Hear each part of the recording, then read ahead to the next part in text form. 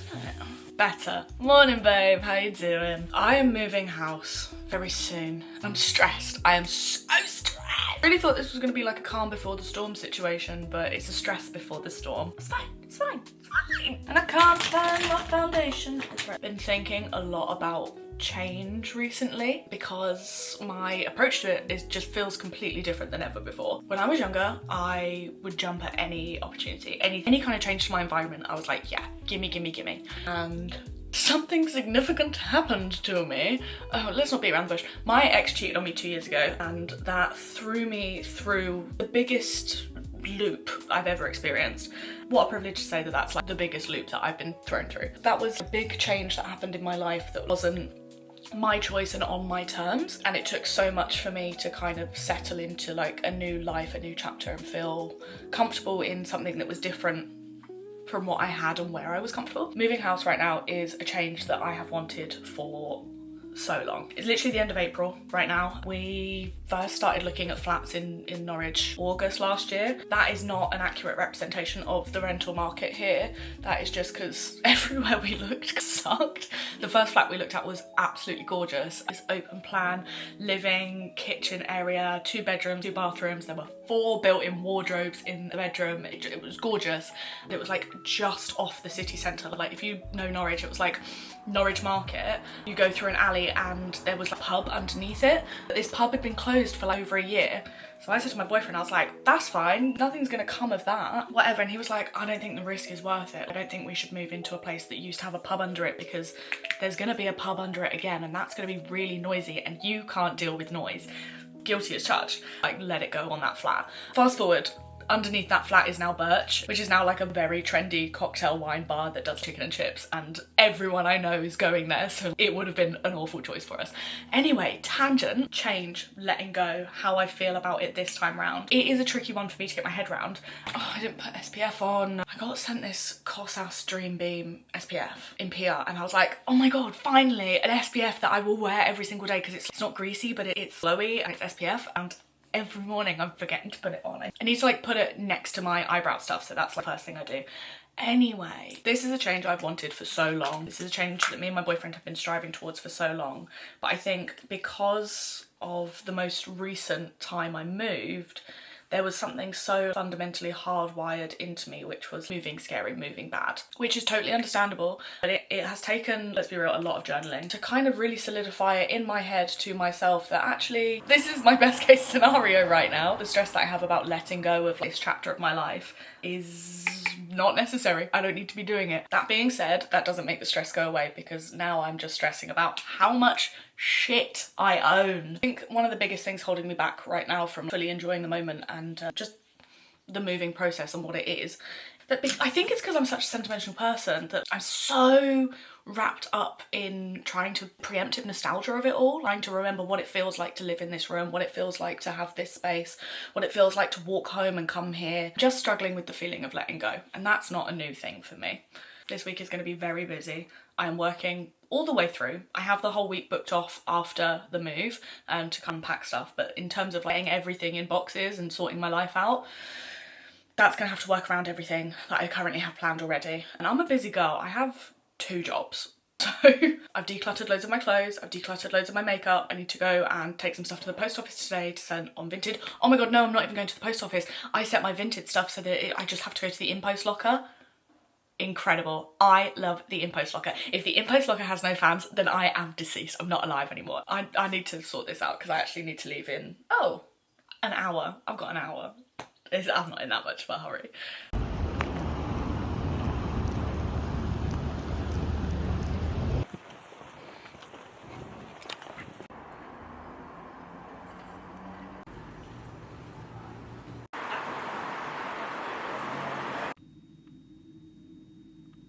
I made it to work. I got a click and collect order from Nero because it's been like 3 days since payday and I was like, yeah, I need a coffee. I need a coffee. I literally have already had a coffee this morning, so I didn't really need one. But I did need the pastry because I haven't eaten much today. It's boiling. Let me get that on.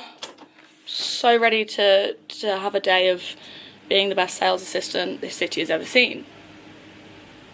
What more could anyone want? Anyway, I'm going to work now. See you later.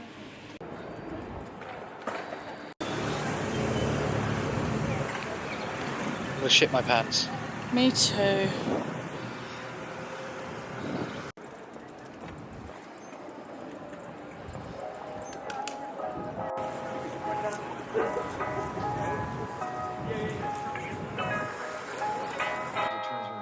And then she looks at me, then she looks at me, moves them back. See, she doesn't know what is me, what is them. She just does. It's me.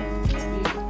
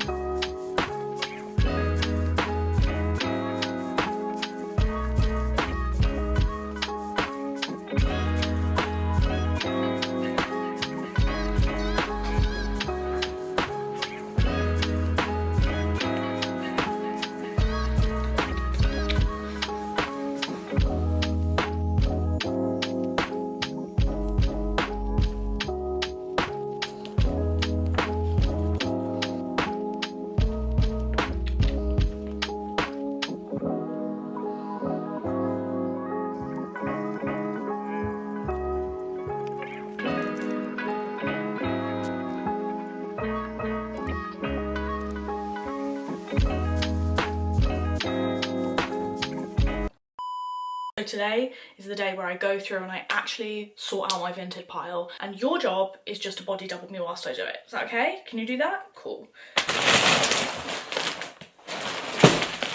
That's what we're dealing with right now. I haven't touched any of this stuff in 8 months. So it's all going on Vinted because I haven't used it in 8 months, I don't need it. And the plan is just to get it gone ASAP. I think the first thing that I'm going to do is try and separate it into categories. So like dresses, tops, trousers, anything else I can find. So let's start with that. Starting off strong, this dress has the tag in it. I got it from Asda for £12, down from 26, which is kind of a bargain, but it never fit me properly. Dresses, trousers. I love this cardigan, it's so cute. I literally never wear it. I bought this top in probably like 2012 from Urban Outfitters, and I wore it to death, but I kept hold of it because I was like, oh, maybe that'll come back around, but I just don't think a muscle tank tee is going to come back around. But like for a hot minute, this top was like my whole identity. Name a stronger sentimental bond than a girl and the top she bought in 2011 from Urban Outfitters.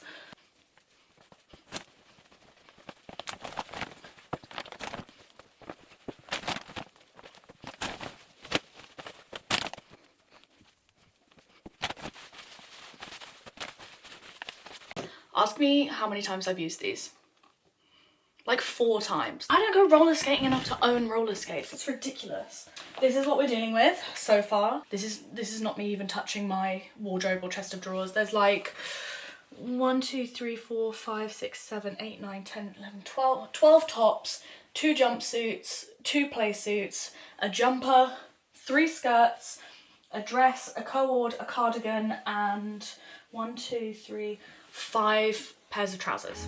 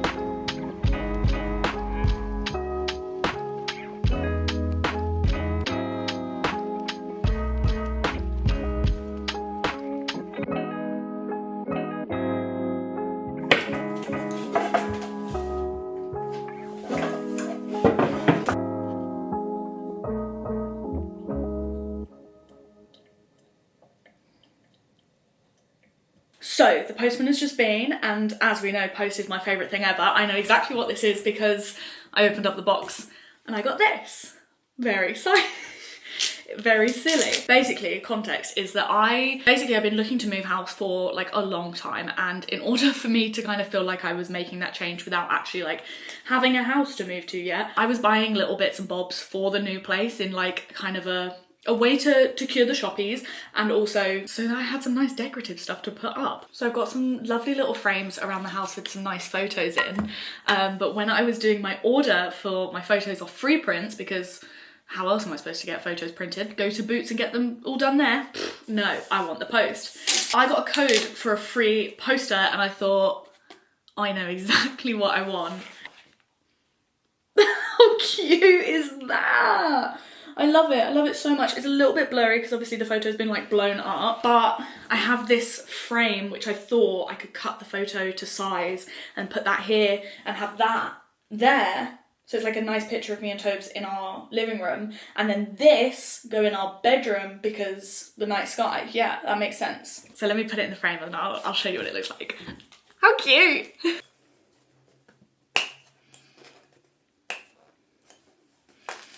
is that gonna pop out?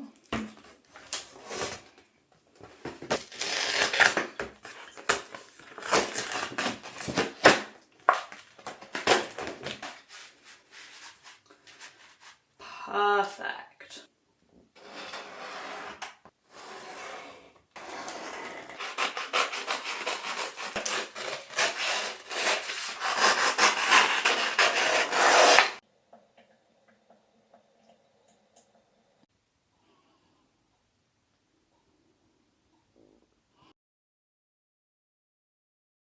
Hey girly. So we're here. This is my bedroom. I have some thoughts, but I have written them down. I know I struggle with the idea of new beginnings, and I did a tarot reading the week before I moved.